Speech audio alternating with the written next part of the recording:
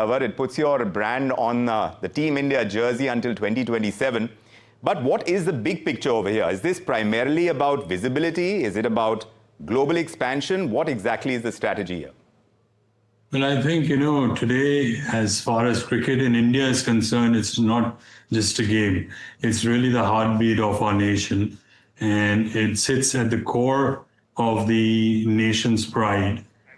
I think being an Indian company, it gives us great honor to be on the jersey of the Indian cricket team. It brings in a lot of consumer trust as far as Apollo is concerned. Apollo is also known for being an Indian institution since 1976. We are clearly the leaders in the Indian market. Yes, it does create visibility across not only India, but the globe.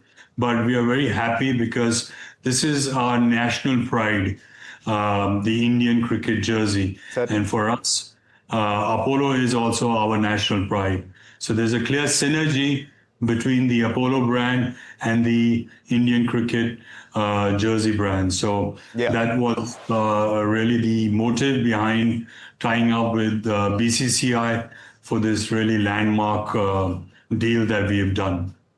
So I see this, Mr. Kanwar. This is about, as far as your product is concerned, it stands for reliability, there is safety, there is performance. All these values sound a lot like what Team India stands for today. But now the question is, how do you leverage it? It's an important deal. It's an expensive deal as well. Now, how do you use it to your advantage? That's the question. Well, I think that's a very good point that you're saying. I think the number one thing is going to be the consumer trust that's going to come in because of the quality of our products, which will obviously give boost to our sales and our network expansion in India. As you know, today we are the leaders. So we have to really play out this properly. We've not even had time to think how we're going to pan this out. But yes, obviously we are now looking at mega plans on communication, on how to roll this out into the country positively and take it to our advantage so that we do get benefits as far as the brand is concerned and as far as our bottom line is concerned.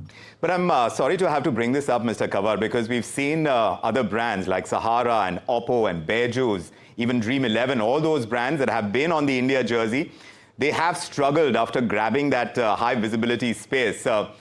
How are you looking at this so-called jersey jinx, if we can call it that, because all those companies stopped sponsoring the jersey after coming under a cloud?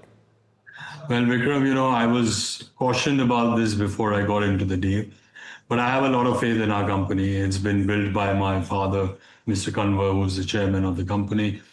We've had a very strong Apollo family in the organization. We employ 19,000 people. I have a lot of trust and faith in them. I have a lot of trust in the Apollo brand itself. And we are here to stay. We are a long-term company. We are leaders in our industry. And we have built an institution in India, which has really taken us to the global platform. And with the support of our Indian consumers, I can assure you that Apollo is here to stay for a very, very long time.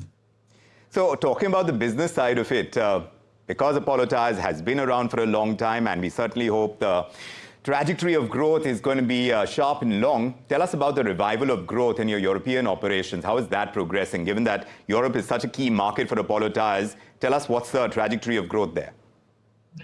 Well, today we are looking at a single digit because Europe economy is going through a downturn. But still, Apollo and Ferristine is a brand that we play over there. Ferristine is making inroads into the high-end net worth of the market, which is the higher sizes, and that's a very niche area in Europe. And I'm happy to say that we are taking over small amounts of market share in Europe. So there is a recovery happening as far as Apollo is concerned in Europe. I see only a single-digit growth, but yes, definitely, it's a challenging situation right now in Europe. And we are tackling it as we go along. And what about commodity prices? Tire companies live by commodity prices. What's your reading of the natural rubber price trajectory, and how are you planning to insulate margins from the kind of volatility we see over there? Well, I think it's reached its peak. Going forward, I see it coming down, and I think then it will stabilize. So as far as RM is concerned, it's always a very volatile, but we are ready for it. I don't see any major caution to take place over here. Natural rubber is, yes, obviously a commodity, and we do see a lot of volatility, but we also see it panning out and peaking out, and hopefully it stabilizes. What about the Indian market? On the home front, the current demand scenario, how is it looking across passenger vehicles and two-wheelers and commercial vehicles? What's the kind of sense you're getting? Well, Vikram, with the simplification of GST, firstly, I'd like to commend the Mr. Modi's government for really simplifying GST, because what it's done is it's created more money into the pockets of the consumers, thereby increasing and igniting the economy of India and igniting the demand, stimulating the demand. So really, it's a very positive move in that direction, whereby it really looks after the end consumers across India, whether it's urban markets or rural markets. And as far as tires are concerned, it becomes more affordable, Right. because the tires become cheaper and people will become much more cautious about safety regulations, and they will be now open to changing tires much faster, much quicker, and therefore we see demand generation picking up. And then we have to see after September what happens.